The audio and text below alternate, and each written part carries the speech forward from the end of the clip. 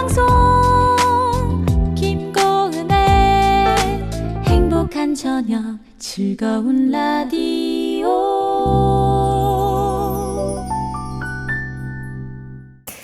네, 은평성결교회 유승래 목사님 오늘도 오셨습니다. 목사님 어서 오세요. 네, 안녕하세요. 지난주에 목사님께서 대학교 3학년 시절 기도원에서 어떤 방학을 보내셨는지 얘기해 주셨잖아요. 네네. 많은 분들이 듣고 정말 대단하다 이렇게 얘기를 많이 해 주셨지만 네. 제가 그런 분들께 목사님께서 뒷부분에 그렇게 얘기해 주셨잖아요.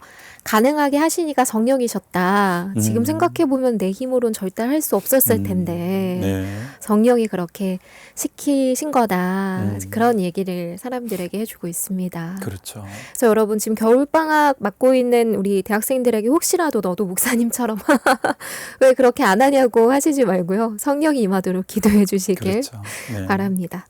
그래서 이제 진짜 작정하고 우리가 좀 말씀을 읽어보면 좋겠다 이런 얘기도 해봤는데요. 오늘은 어떤 얘기로 이 땅에서 우리가 어떻게 하나님의 말씀으로 살 수 있을까? 어떤 얘기로 이어나가 볼까요?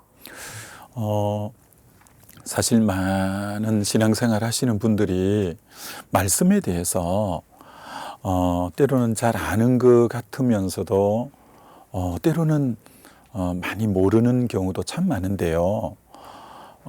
정말 성경이 이렇게 문자로 기록되어져 있으니까 이 말씀을 어떻게 적용해야 되고 또 어떻게 더 중요한 것은 지금 이 말씀이 내게 어떻게 하나님의 성령 안에서 주님이 지금 내게 주시는 말씀인지를 어떻게 깨달아가고 이런 부분들을 사실은 그렇게 잘 모르는 성도님들이 참 많아서 다시 한번 그 부분에 대해서 네. 어떻게 하면 성경을 실제로 하나님의 음성으로 좀 들을 수 있고 그때 또 순종해 갈 수 있고 네. 이런 부분을 조금 더 다루어 보고 싶다 사실 생각이 됩니다. 가장 중요한 부분이잖아요. 네. 우리가 아침에 눈 떠서 잘 때까지 어떻게 하나님 말씀을 들을 수 있는가 정말 궁금했어요. 하나님께서 이제 여호수아에게 여호수아가 갑자기 리더가 되고 이스라엘 지도자가 되고 모세가 갑자기 떠나가고 난 뒤에 하나님께서 그에게 주신 말씀이 너는 마음을 강하게 하고 담대히 해라. 정말 내가 모세와 함께 했던 것처럼 너에게도 함께 하겠다. 이 말씀을 이제 강하고 담대하라는 말씀 하시고는 너는 이 율법책을 내 입에서 떠나지 말게 하고 주야로 묵상하여 이 말씀을 다 지켜 행하면 내가 너의 길을 형통하게 또 평탄하게 해주겠다라고 이제 이렇게 말씀하셨는데 그러면서 갑자기 지도자가 되고 가나안 7족속과 싸워야 되는 이 여호수아에게 하나님이 어떤 말씀을 여호수아 1장 5절에 하시느냐면 굉장히 위로의 말씀 또 용기 있는 말씀 이런 말씀을 주시죠. 너 평생에 능히 너를 대적할 자가 없으리니 내가 모세와 함께 있었던 것 같이 너와 함께 있을 것임이니라. 지금 이제 대적과 싸워야 되는데 네. 하나님 뭐라고 하시냐면은 너 평생에 너를 능히 대적할 자가 없으리라. 그건 내가 함께 하기 때문이다.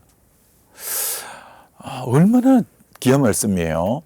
자, 근데 문제는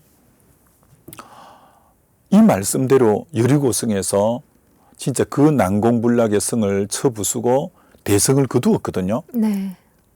근데 문제는 아이성에서 실패하고 36명이나 죽는 또 큰 패배를 경험했다고요. 네. 아니, 하나님 분명히 약속하시기를 너의 평생에 너를 대적할 자가 없으리라고 했잖아요. 근데 당해버렸잖아요. 그럼 이게 그럼 뭐냐는 거죠. 네. 어떻게 그렇게 말씀해 놓으시고 하나님이 이렇게 아이성 전투에서 패배하게 할 수 있느냐. 자, 그럼 이 부분에 하나님 하신 말씀과 현실의 괴리감이 있잖아요. 네. 그럼 여기에 뭐가 문제냐라는 걸 우리가 찾아봄이 여기서 이제 어떤 하나님의 어떻게 음성을 듣는 건가라고 좀 우리가 답을 찾을 수도 있겠죠. 여호수아가 뭘 놓쳤던 걸까요? 그렇죠. 그게 뭐냐면 하나님이 사실 큰 원론적으로 너의 평생에 너를 대적할 자가 없을 거다. 모세와 함께 했던 것처럼 내가 너와 함께 하기 때문이다. 이제 이 대전제의 말씀을 하셨잖아요. 그럼 여호수아 편에서 해야 될 일은 무엇이었냐면 하나님 앞에 계속 그때그때 귀를 기울이고 하나님의 말씀을 듣고 하나님의 지도하시는 대로 인도하시는 데를 잘 따라가는 부분들이 필요했거든요. 근데 여리고성에서는 그렇게 했다고요. 하나님 어떻게 할까요? 그러니까 약속의 말씀도 있고 또 하나님 어떻게 할까요? 했을 때 하루에 한 바퀴씩 6일 동안 그렇게 돌고 7일째 7바퀴 돌아라. 그래서 그 말씀에 말씀 붙잡고 이제 순종했더니 역시 평생에 너를 당할 대적이 없고 내가 너와 함께하기 때문에 승리했거든요. 네. 근데 아이성 전투에서 놓쳐버린 게 또 이때 하나님 음성에 귀 기울이는 것은 이제 놓쳐버린 거죠. 이때 기도하는 부분들은 놓쳐버린 거죠. 그렇기 때문에 그만 현상만 보고 아우 저 성은 여리고 성에 비해서 너무 조그만한 성이다. 군대 뭐 다 보낼 필요 없고 얼마만 보내면 되겠다 이래가지고 전혀 이 순간에 또 하나님에게 우리 마음을 두고 주님 이 아이성 전투는 어떻게 해야 되죠? 라고 네. 그러니까 중요한 게 뭐냐면은 날마다 새롭게 성령 안에서 인도받아가는 이 부분을 놓친 거죠. 날마다 새롭게 성령 안에 인도함을 받으려고 하는 자세를 놓쳐버린 거죠. 네. 그렇기 때문에 오늘 우리에게도 지금 약속된 66권의 말씀이 있는데 이 말씀이 실제가 되려면 오늘도 날마다 새롭게 성령 안에서 주님의 인도하심을 늘 귀 기울여 들어가는 자세 이게 너무너무 필요하다는 거죠.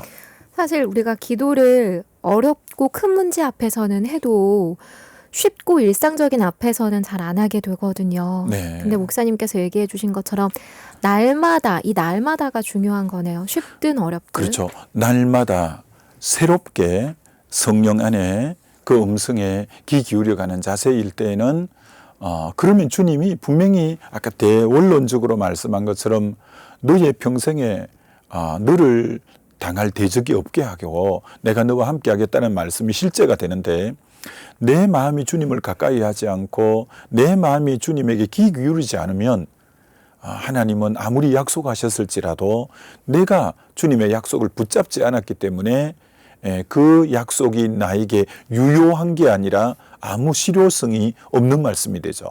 자, 주님과 가까이 할 때는 이 법궤를 가지고 요단강이 범람할 때 요단강 이제 물이 범람한데도 제사장이 법궤를 메고 들어갈 때 정말 하나님의 임재의 상징인 법궤 가운데 하나님과 함께 할 때는 물이 완전히 뚝 그치고 요단강이 쫙 갈라졌잖아요. 네. 이게 주님과 함께 할 때는 주의 말씀을 앞세우고 갈 때는 주의 임재가 실제가 되는 반면 그러나 엘리의 두 아들인 홈니 비나스는 실상의 삶에서 전혀 마음이 주님과 멀어져 있고 그럴 때 블레셋과 전투에서 법궤를 가지고 나갔지만 법궤까지도 빼앗겨 버렸고 이제 전쟁에서 두 홈니 비나스가 전사한 것은 그러니까 우리가 절대 하나님 말씀을 성령 안에서 날마다 새롭게 귀 기울여서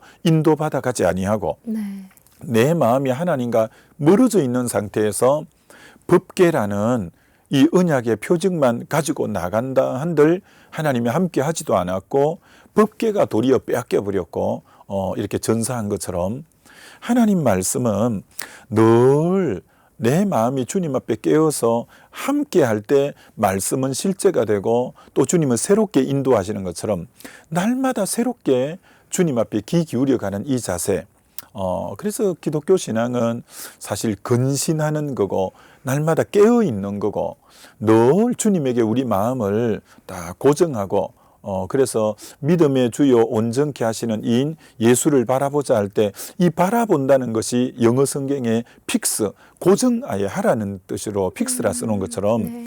우리가 주님에게 늘 마음을 주님에게 두고 주의 음성을 들어간다면 주님은 오늘도 새롭게 또 인도하시고, 그러니까 동방 박사가 올 때에 주님이 별로 인도하는 길이 다르고 갈 때에 인도하는 길이 또 다른 길로 인도하신 것처럼 사도행전에 성령께서 가라사대 바울과 바나바를 따로 세우라 해서 그 음성 듣고 갔지만 이게 가는 지역에 또 주의 음성의 귀를 기울일 때, 이제 사도행전 16장에서 기도할 때 아시아에 복음 전하러 가려고 하는데 다시 주님 앞에 기도했을 때 주님께서 아시아로 가는 길을 막으시고 네.